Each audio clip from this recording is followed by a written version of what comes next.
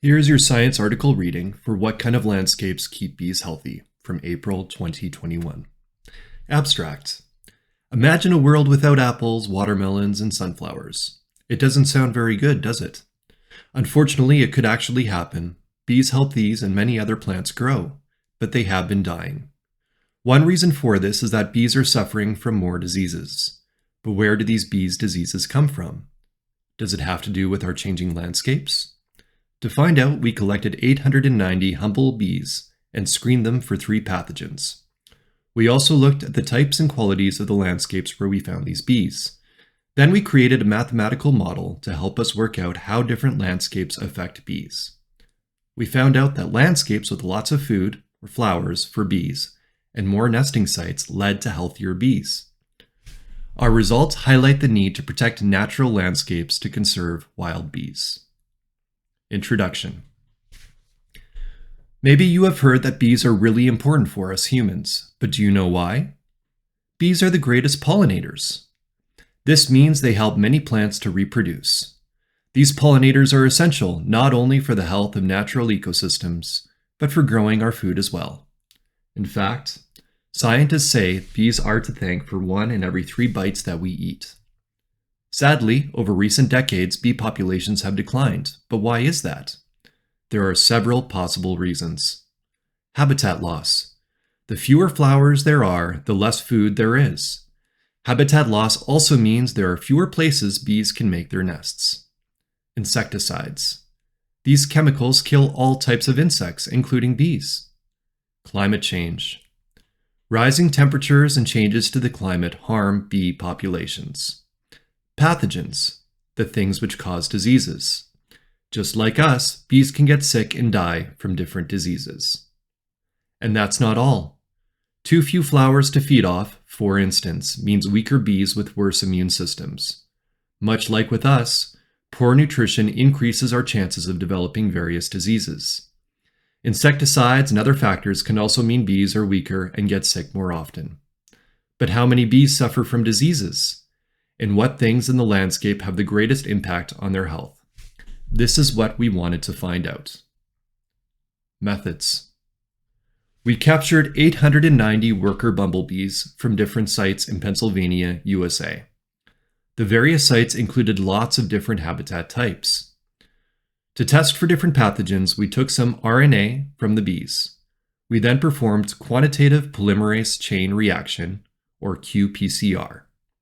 This allowed us to assess the concentration of the pathogens, also called the pathogen load, in each bee. For the curious, we tested for 3 different pathogens. Deformed wing virus. This virus can cause bees to develop useless wings and live a much shorter life. Black queen cell virus. This virus attacks and kills developing queens. And Veromorpha bombi. This microscopic fungus lives inside bees, and scientists think it's responsible for declining numbers in several bumblebee species.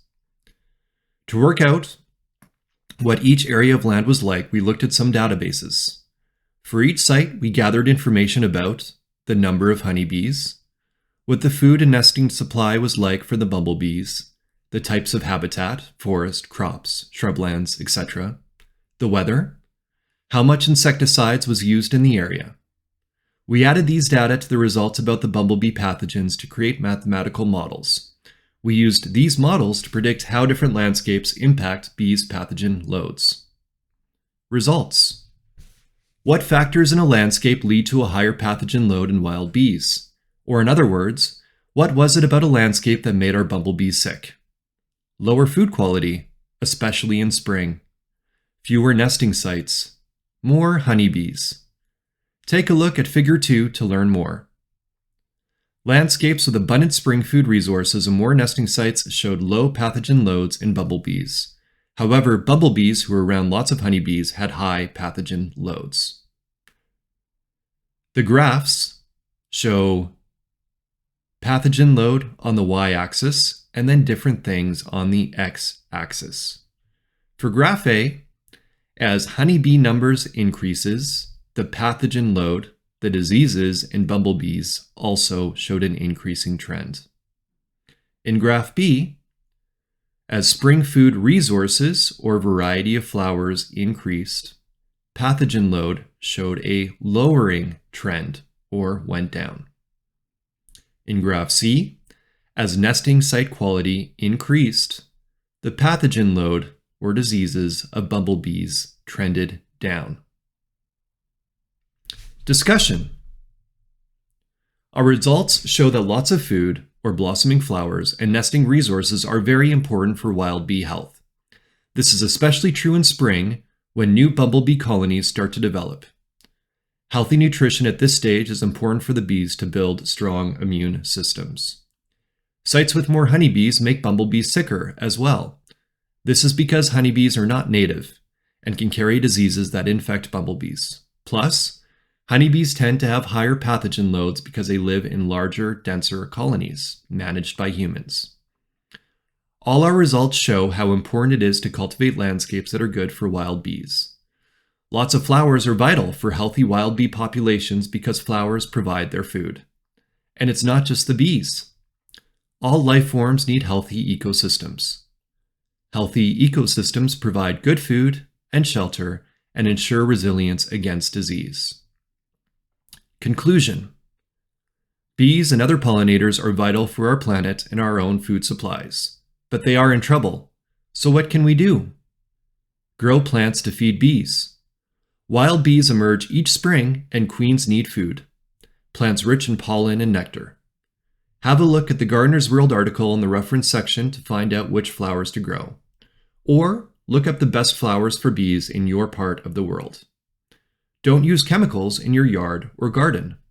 And learn about wild bees in your area and spread the word about the importance of flower-rich habitats for bee conservation. That's the end of the article. Here is a reading of the Glossary of Key Terms. Bee colonies or colony. The family unit for bees.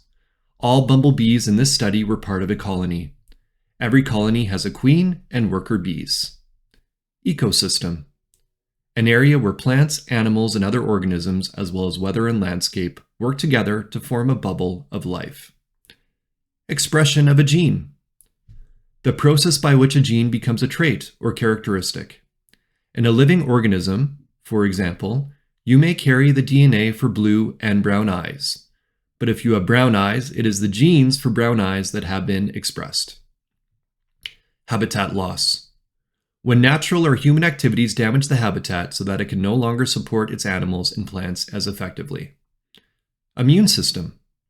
A body's, yours or a bee's, defense system to fight off diseases. Insecticides.